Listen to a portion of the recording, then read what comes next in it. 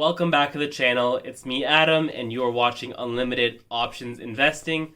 In this video, I wanted to dial it back and go on easy mode a little bit for beginners, and I want to talk about my favorite all-in-one ETF, HGRO, which is Horizons Try ETF, and it is the best all-in-one if you do not understand the stock market, but you just want to throw your money in there. You don't want to pay attention to it at all.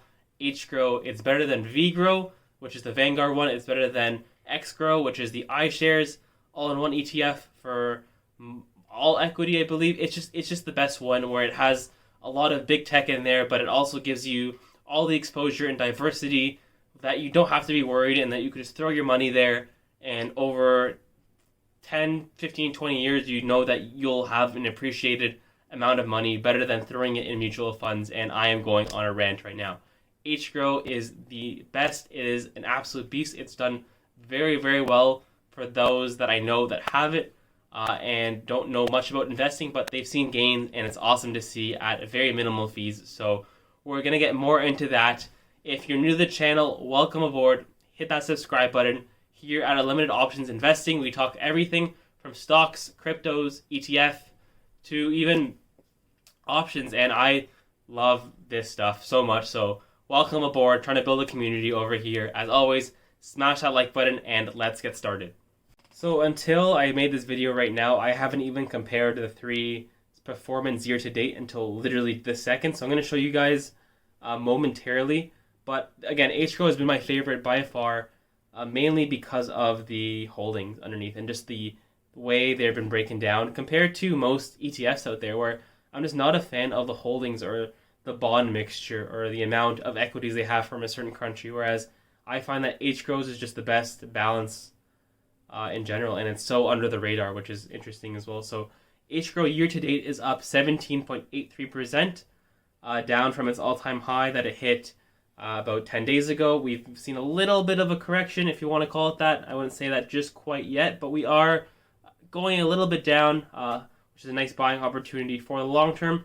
Comparing it to Vanguard's, VGRO is up 11.27%, and XGRO, which is the iShares, is up 11.8%. So those ones are very similar in performance, whereas HGRO has just blown them out of the water. Now, why is that?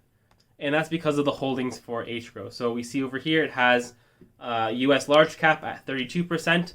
So you're looking at Apple, Facebook, Amazon, Google, PayPal. We're going to get into more detail when I break them down for you guys in a second, but you have the US large caps, you have the NASDAQ 100, which is very similar, technology companies from the US, the TSX 60 companies, which are the biggest, best companies in Canada, and then you have the international developed countries, which is more like Japan, Australia, and then Europe, and then emerging markets, which are India, Sri Lanka, the South Americas. Taking a look at VGRO, they actually take less exposure from the US and then put it into stuff like into more Canada and into bonds, which is just not as good in my opinion. And same thing taking a look at XGRO as well. If we take a look at the holdings, so less US exposure for things in favor like Canada and other bonds as well, which I'm just not a fan of. And you can see as a result of the performance so far, the equities, especially US equities, have just been so much better than anything else. And yet at the same time, it's not like you're neglecting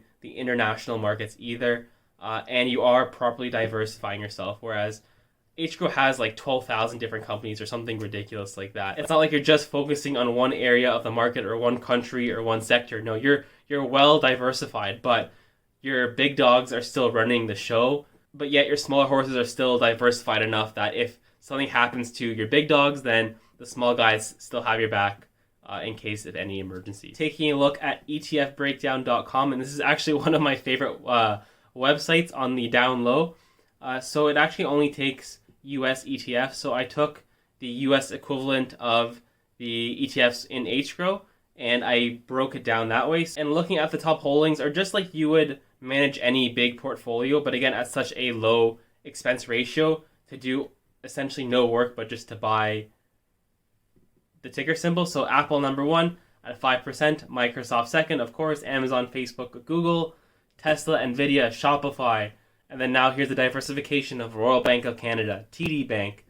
This is wrong. It shows the CNR, which is the US one, but it's actually Canadian National Railway, Enbridge, PayPal, Scotiabank, Adobe, Brookfield Asset Management in Canada, BMO, Berkshire. And scrolling down a little bit and looking at the international names, you have stuff like Nestle, ASML Holdings, which is a semiconductor company in the Netherlands. So you really get a taste of everything. And one thing to take note is really after the big, let's say top 10 holdings, after that point, every subsequent holding is only worth maybe 0.5%, 0.45%. And the lower you go, you see even here at the bottom, 0.28%, 0.27%. And for the next 11,999 companies, it's going to be like 0.1%, 0.1%, 0.1%. So not one stock is really going to be moving the needle unless it's one of the top guys over here. But you're still super diversified that you get essentially the only way for these ETFs to go down, these all-in-one diversified ETFs, is if the world makes no progress over the next 5, 10, 15, 20 years, which is very unlikely.